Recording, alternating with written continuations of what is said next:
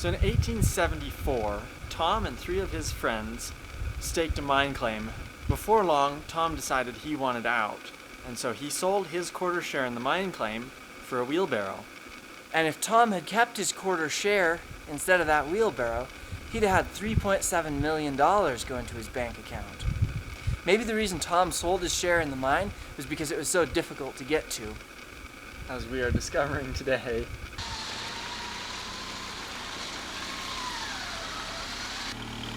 This is not how winching is supposed to work.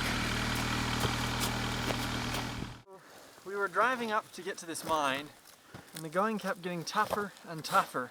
And pretty soon we decided we'd better stop.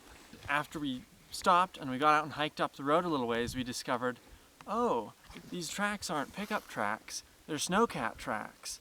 So we were driving on the tracks from a piston bully snowcat. Doesn't look so great. No, it sure doesn't. The cave-in in front of the gate. Yeah, and another cave-in on the other side of the gate. That's a solid piece of wood. It's just so much pressure on the sides. That, yeah. Should probably get out from underneath it. Probably. Alright, guess what? We've come to the second cut. Oh yeah. Warm breeze rushing up out of the hole at me, which is a really good sign because it means somewhere on the mountain is another opening that cold air is rushing into. So the mine is well ventilated and there's not going to be bad air in there. Whoa. Dane, you're collapsing the mine. Whoa. It's all going into my boot. And down my neck now. Some of these rocks, though, definitely fell from the ceiling. Yeah. This is great. There's tracks. There's a switch plate, which you very seldom see. Yeah. This is huge. This is really cool. We've got some assay markings on the wall over here. Hey, this is the left-hand tunnel. No, it Our- isn't. Oh, you're right. My gosh, I'm backwards. So there's a bunch of rotten logs and a bunch of dripping water. And there's black plastic on the floor here, kind of covering up where You know, the raise is. I can't quite tell how far back it goes. I sort of wonder if we were to take the other path, if this rock to the left of us here is an island. You know what? It is. I can So see look. cracks over there curving around.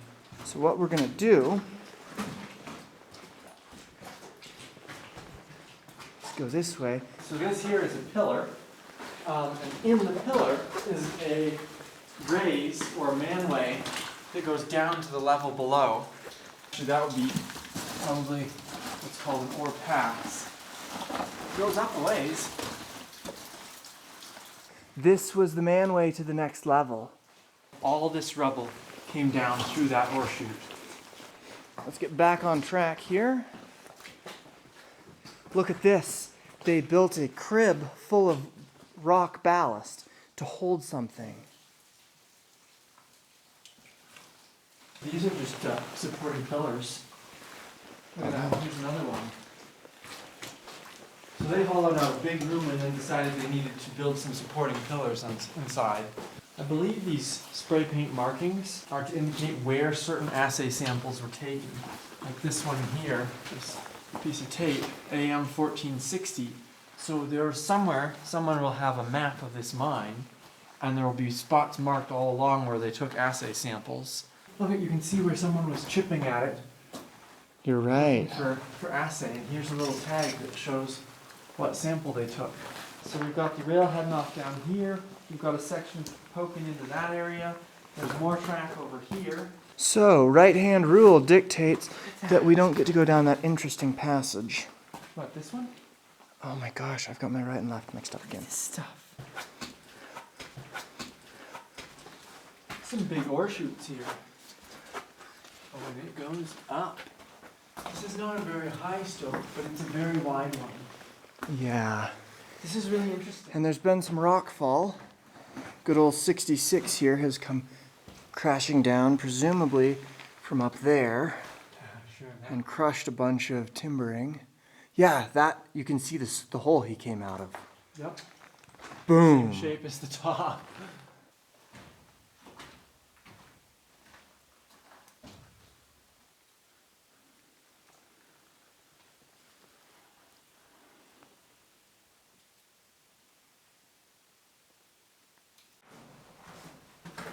lo and behold, miner's graffiti. And it appears to be in Chinese. Back in the day before miners had electric headlamps, they used carbide lamps. And if you took a carbide lamp and held it real close to the rock, it would make a soot mark. And miners used to do things like sign their names or keep track of the number of loads of ore with this graffiti. Well, how about that? Is this the end of the tunnel? That's the face. Boy, it sure is. Should we find out what else this mine has to offer? Let's. Okay, there's a hole through there.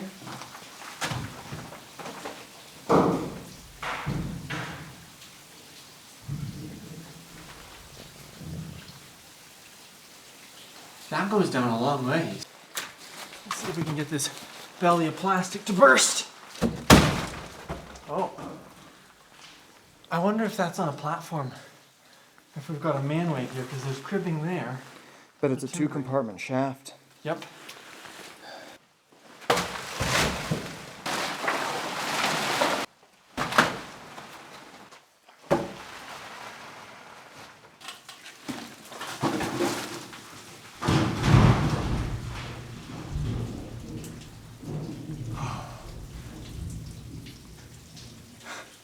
It goes a long ways down. Some good thundering booms out of that mess.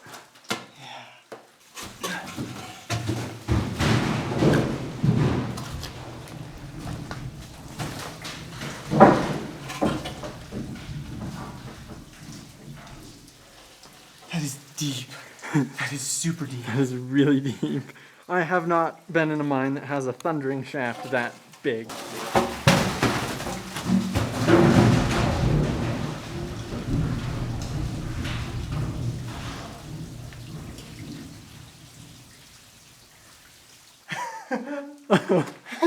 I don't know if the audio can convey it, but the thundering is the sort of thing that makes your chest thump. Yeah, like, you can it's feel just the reverberations deep even rumbling. in a small room. Yeah. It's so good that you just, once you start, you can't stop. We gotta find more rocks and junk to throw down that.